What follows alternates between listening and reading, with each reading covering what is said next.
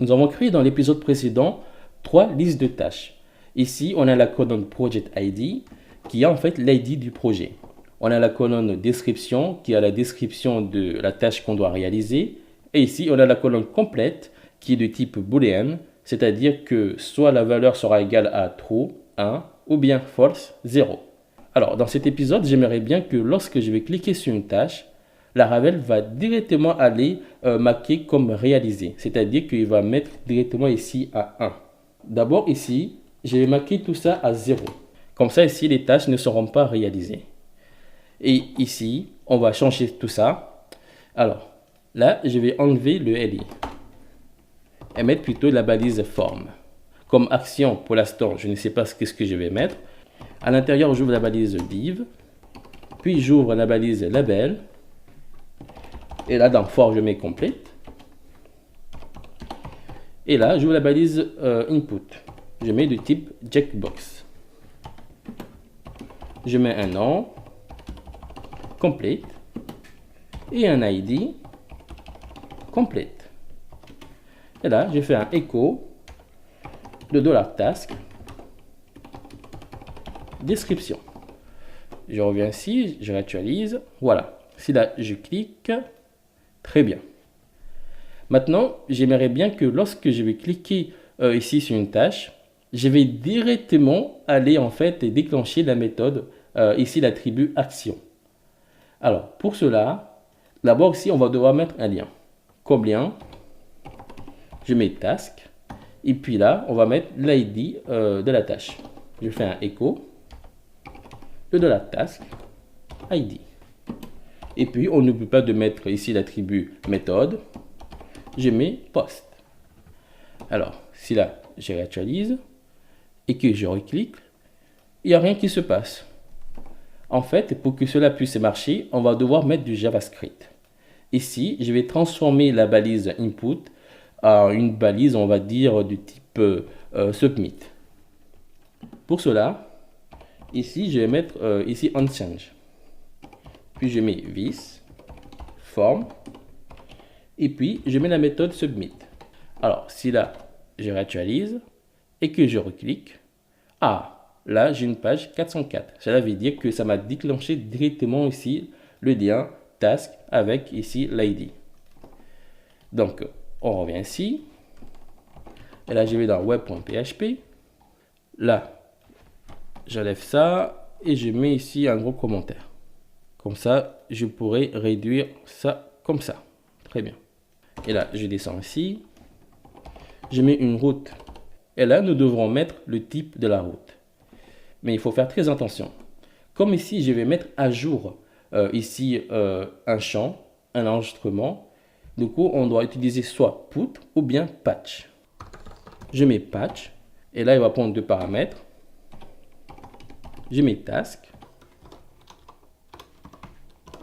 Et puis, je récupère l'ID de la tâche. Et puis, on doit mettre le contrôleur. Je peux mettre ici task, contrôleur, et puis je mets la méthode update. Et là, il y a un S.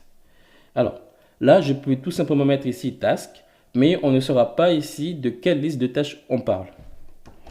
Au mieux ici mettre project task. Comme ça, on sait que ici, on va parler de la liste des tâches concernant ici des projets. Alors, si là, je reviens ici et que j'actualise, et maintenant je clique ici, et là maintenant j'ai une erreur. Et me dit que ici que le contrôleur project task n'existe pas. On va donc ici le créer.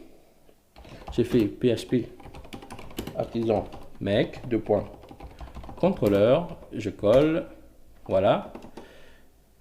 Ici là, je réactualise, et là maintenant j'ai une autre erreur. Alors ici, j'utilise la route de patch. Mais lorsque je clique sur cette liste de tâches, Laravel croit que là, j'utilise en fait la route de type post. Il faudrait revenir ici et dire à Laravel plutôt que je vais utiliser ici une route de type patch. Je mets donc ici la directive méthode et là, je mets patch. Là, je dis à Laravel que je vais utiliser une route qui a pour méthode patch. Si je reviens ici et que je réactualise, et maintenant je clique, Et là, j'ai une erreur 419, qui veut dire que j'ai pas mis ici de CSRF. Je mets donc ici le CSRF. Je reviens ici, je réactualise. Et si je clique, et là maintenant j'ai une autre erreur qui me dit que la méthode update n'existe pas. Donc on va aller ici dans le contrôleur project task. Je crée une méthode publique et je mets update. Et là si je réactualise, et maintenant j'ai une page blanche. Très bien. Je reviens ici. Et là on va récupérer ici la tâche, l'ID de la tâche. Pour cela je mets ici le modèle task. Voilà. Et là si je fais un DD de task,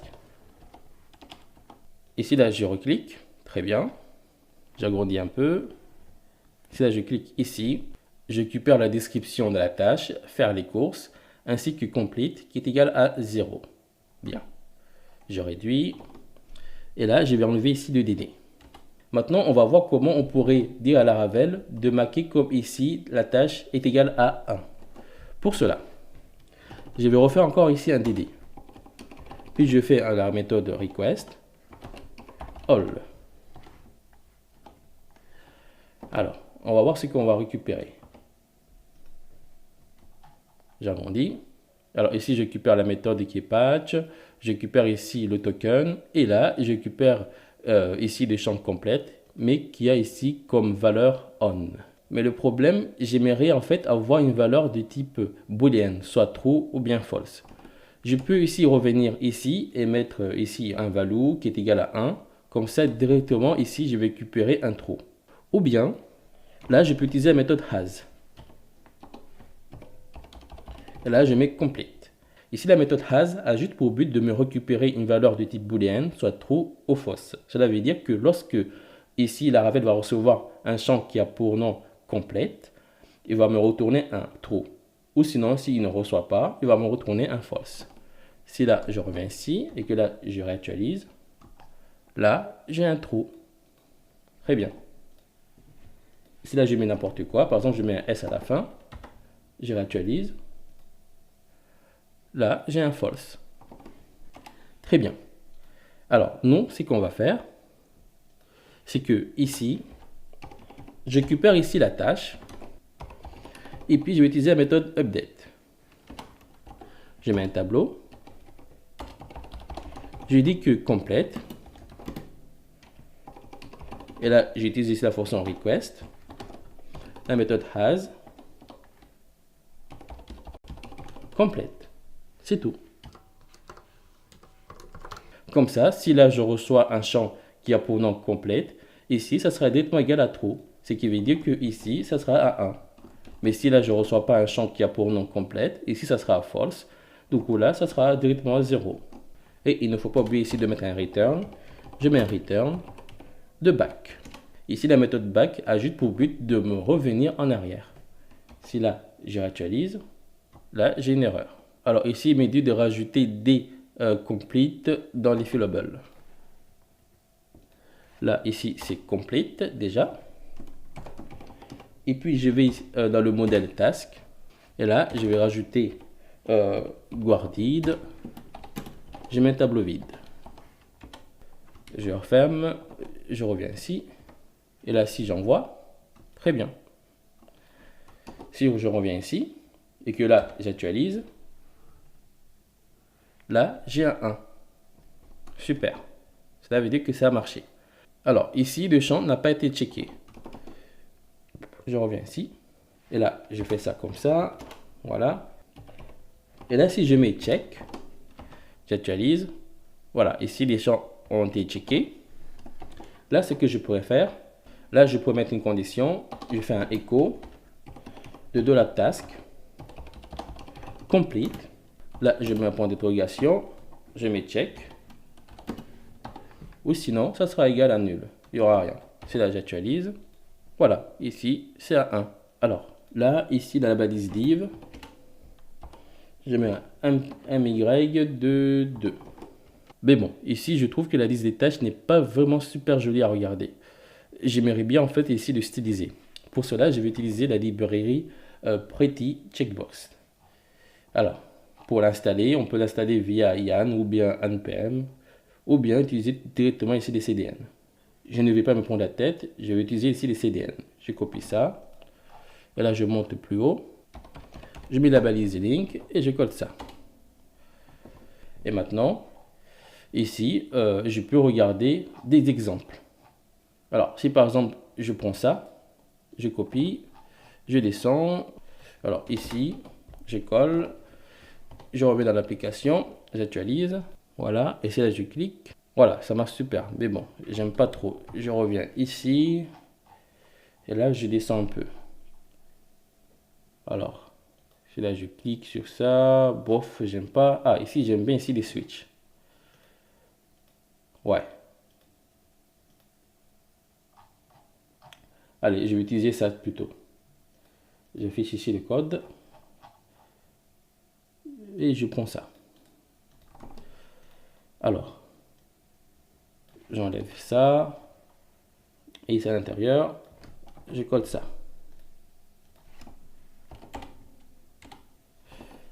Bon, je reviens ici. J'actualise. Très bien.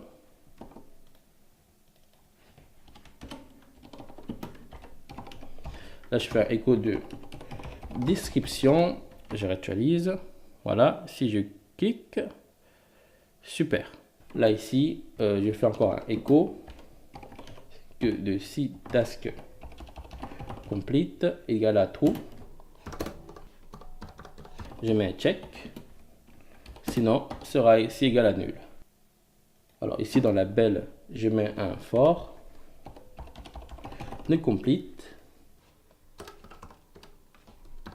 Là, je mets name, complete et id complete. Et là, je mets on change, device, form et je mets la méthode submit. Je reviens, j'actualise. C'est là, je clique, super. Et là, je reviens ici, je réactualise. Et là, c'est égal à 1. Très bien. Ici, là, je clique sur ça. Je reviens ici, j'actualise. Égal à 0. Je reviens, je réactualise. Voilà. Voilà, super. Après, ce qu'on peut aussi faire, c'est que ici dans la belle, je mets ça comme ça plutôt. Et là, je vais mettre une classe. Là, je fais un écho. Si task complete égale à true. Là, je mets fond board et je mets test blue. Dac. Sinon, je mets nul. Allez, je reviens ici, je réactualise. Voilà, et là, la couleur est bleue. Comme ça, là, je trouve très joli. Si là, je clique sur ça, voilà, c'est passé à noir. Et là aussi, si je clique, voilà. Et si là, j'actualise, super.